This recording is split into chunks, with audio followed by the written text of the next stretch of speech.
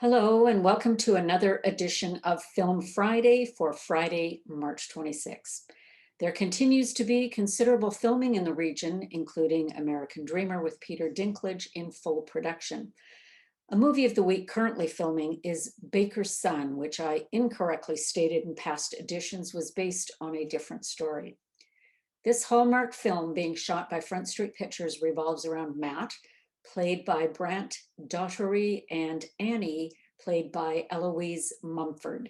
These two grew up together in a small island town, but he doesn't realize he loves her until she returns. The film has been garnering significant media interest as these small local communities share their enthusiasm for having this production in their town. And the feeling was mutual, according to Joey Plager of Los Angeles, who is the executive producer of the film. In a recent news article by Don Bodger, he said, and I quote, "Chemainus has been fantastic. It's great to find an accessible, workable, small town look. The local merchants have been very cooperative. We got a lot done in a short period of time," end of quote. This shoot is expected to wrap up next week with final filming locations scheduled for Oak Bay. We will provide a link to news media stories with several images. Also by Front Street Pictures and currently in pre-production is Wedding Veil Wishes with well-known Hallmark director Terry Ingram. We don't have any further details on the production yet, but stay tuned. Also making island news this week was the announcement that Resident Alien starring Alan Tudyk is returning to Ladysmith for a second season. For more details on this very popular sci-fi series, stay tuned to this segment. We will be chatting with the editor of the Ladysmith Chronicle, Cole Schisler. On the indie front, a short film has already begun to gain some momentum. Misplaced Trust is a small town thriller that envelops you into the world of three siblings caught in the middle of unraveling family secrets. This short is being produced by Ali Van Acker and Marissa Vieira, with Ali also directing and cinematography by Dan Carruthers. Several Cinevic members are helping out with the production, and in the meantime, let's take a look at this teaser.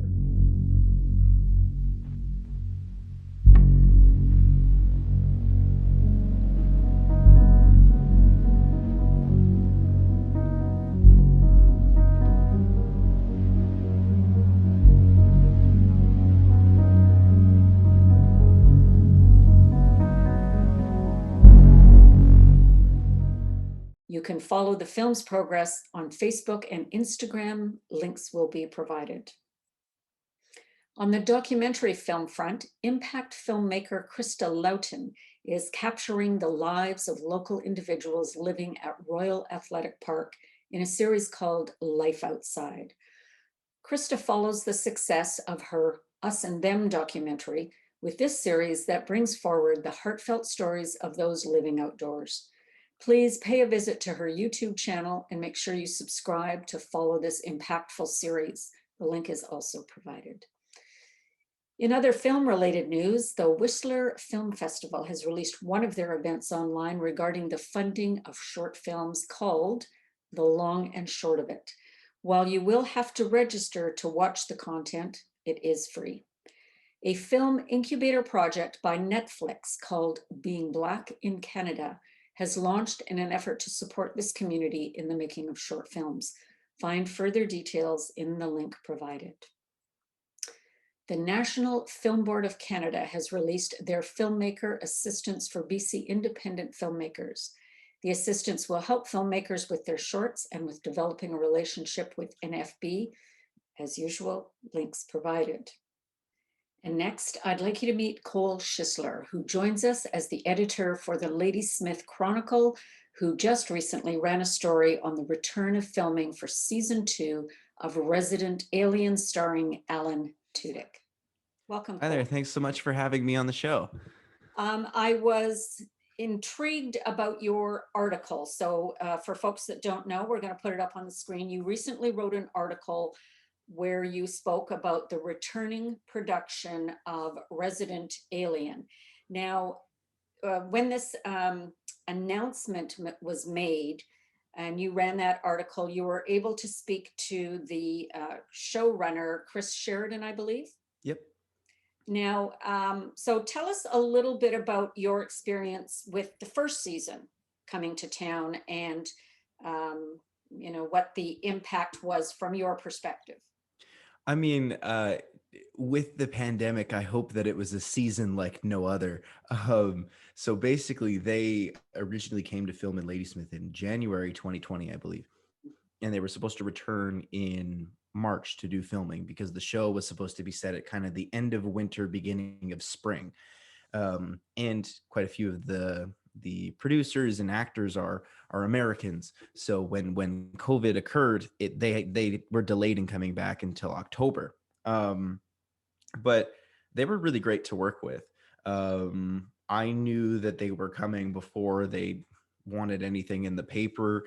The Resident Alien production team had approached the Ladysmith Downtown Business Association and just said, is this show something that you want in town? Is this something that the businesses are in favor of? And they were also working with the town of Ladysmith and Laura Leopard from Economic Development Cowichan. And I believe they also worked a little bit with InFilm, the Vancouver Island North Film Commission there as well. And they were just kind of touring around because they were filming in Vancouver. And when I was able to speak with Chris the first time, and I think that article might have come out in December 2019. He said that originally the town of Patience, Colorado, that the show takes place in, was a set on a back lot in Vancouver, but then that lot was sold, so it sent them looking for a new town. So if you've watched the first episode of Resident Alien, you can see in the pilot that there's not a lot of Ladysmith, and that's because that episode actually wasn't filmed in Ladysmith. But they went up to Glacier in the Squamish area, and all of the interior scenes were filmed on sound stages in Vancouver.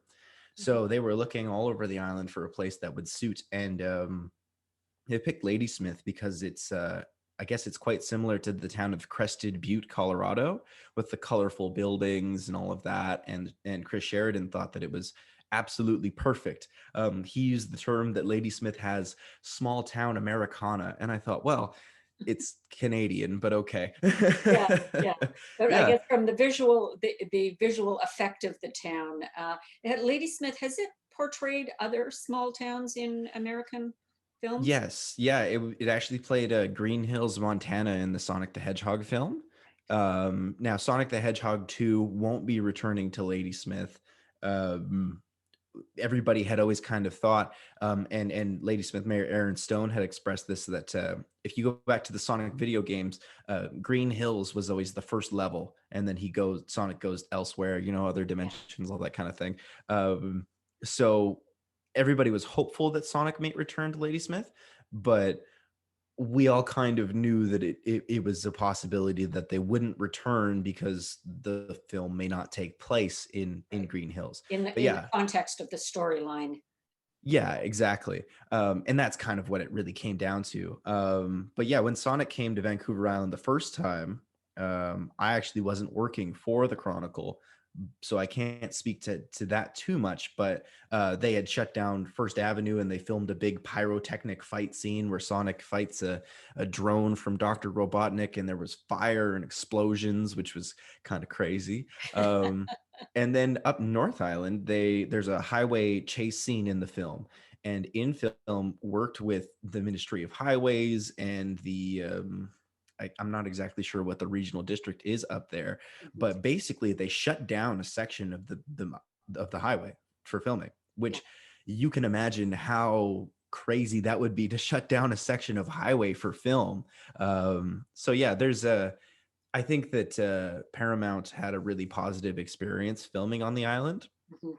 And that's something that the production team for Resident Alien had really honed in on and paid attention to.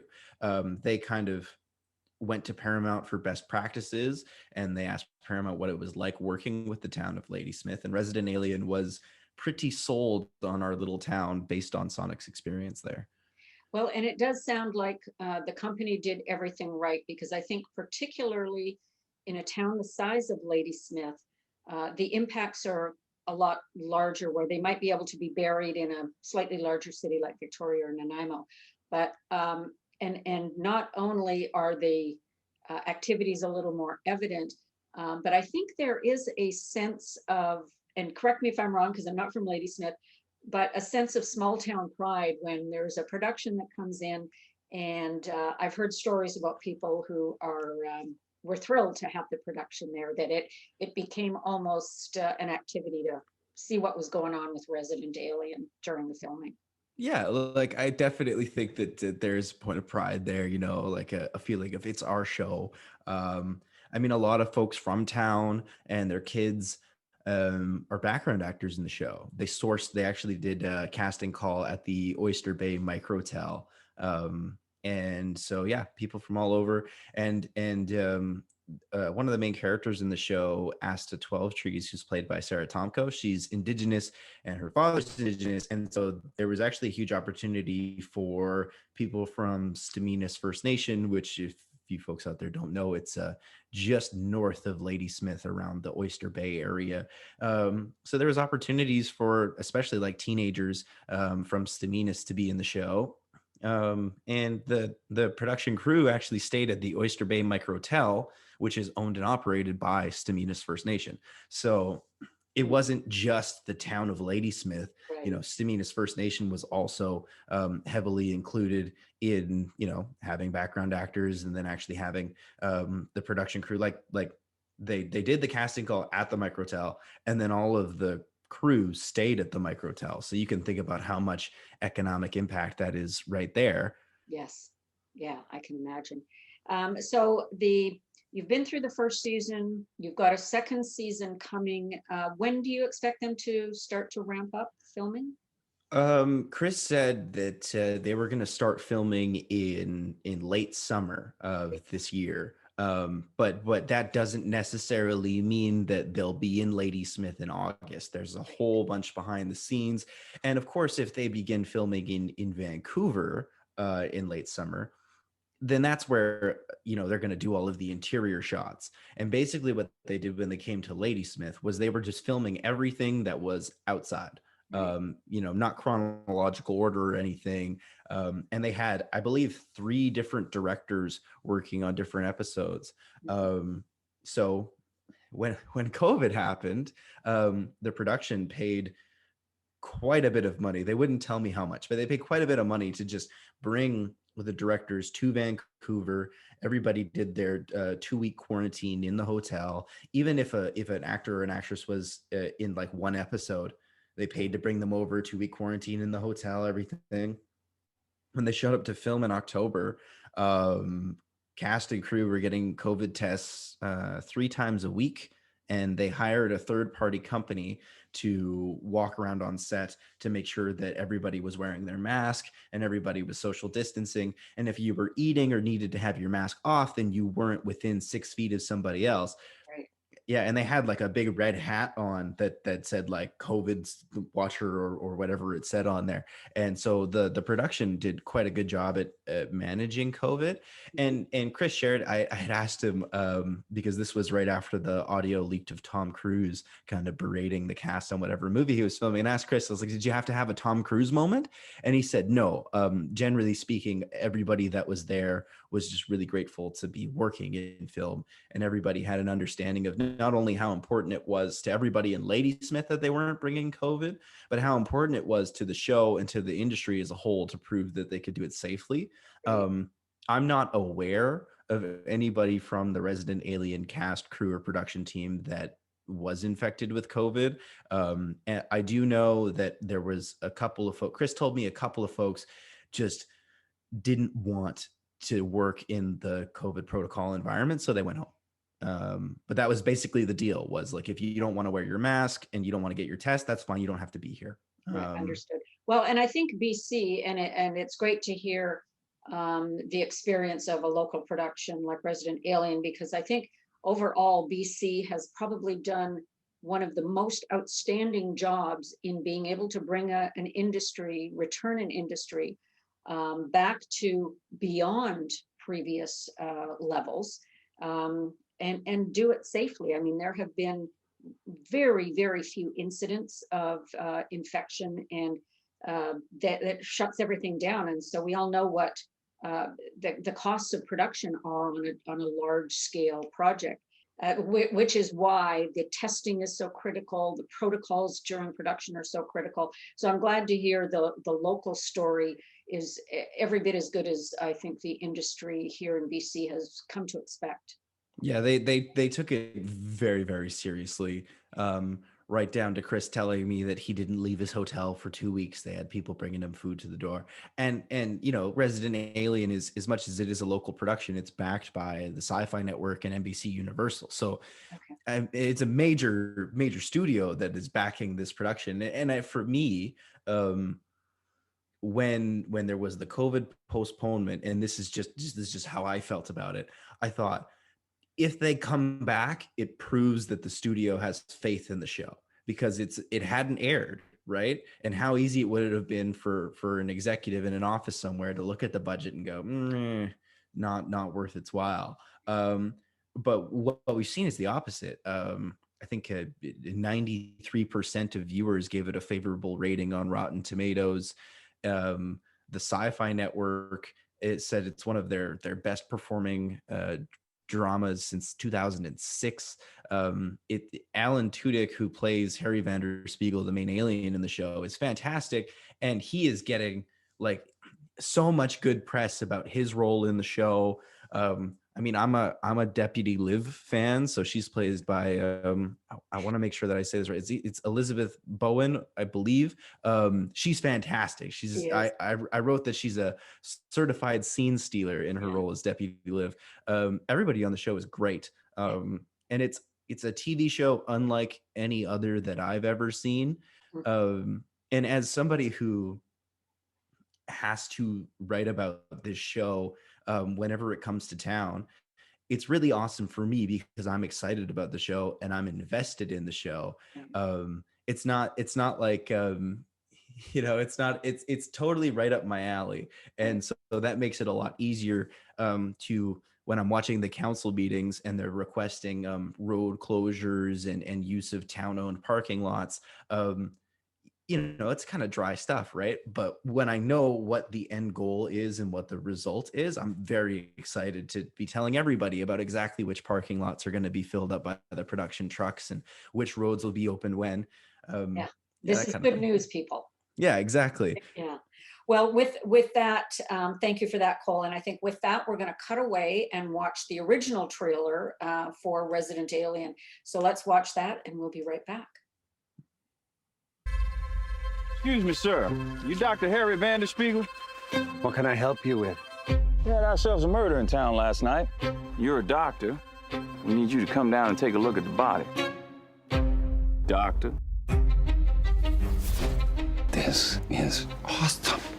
A good mystery, figuring out what happened. Like Law and Order. Kung kung. All right, look, that's one creepy son of a bitch. Y'all see that, right? I have to prove I fit in, that I'm normal like them. What the hell? There's something wrong with that man. Who even are you, Harry Vanderspiegel? Just a normal human.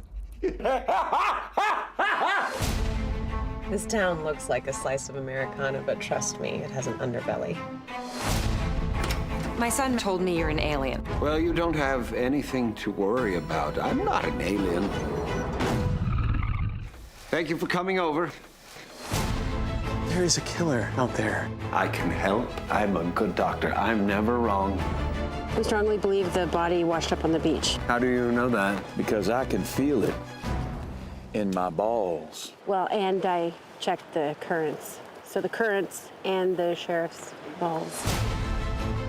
Everybody's innocent until proven guilty, unless they're guilty.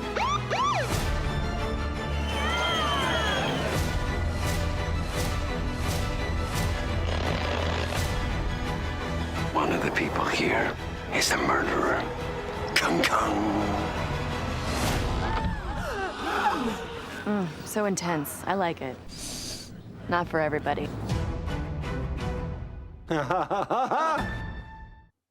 So that was the original trailer for Resident Alien, shot in Ladysmith, and If you've been following us, you know we're talking today with Cole, who's the editor of the Ladysmith Chronicle. And now, Cole, what I'd like to do to wrap up this segment is I'd like to talk a little bit about you.